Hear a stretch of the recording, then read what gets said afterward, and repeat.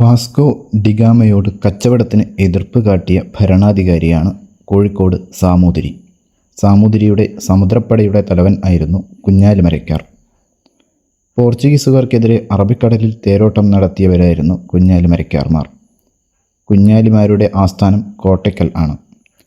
കുഞ്ഞാലിമരയ്ക്കാർ ഒന്നാമൻ്റെ യഥാർത്ഥ നാമം കുട്ടി മുഹമ്മദ് അലി എന്നും കുഞ്ഞാലിമരയ്ക്കാർ രണ്ടാമൻ്റെ യഥാർത്ഥ നാമം കുട്ടി പോക്കർ അലി എന്നുമാണ്.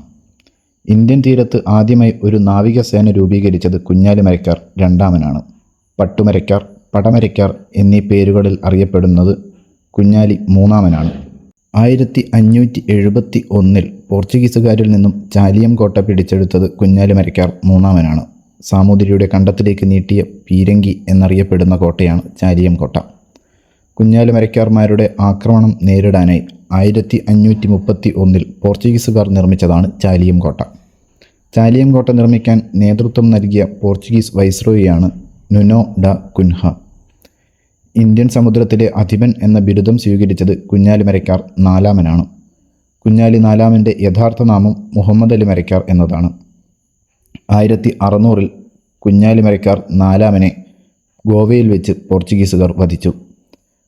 കുഞ്ഞാലിമരയ്ക്കാരുടെ സ്മരണയ്ക്കായി നാമകരണം ചെയ്ത ഇന്ത്യൻ നാവികസേനയുടെ പരിശീലന കേന്ദ്രമായ INS കുഞ്ഞാലി മുംബൈയിൽ സ്ഥിതി ചെയ്യുന്നു.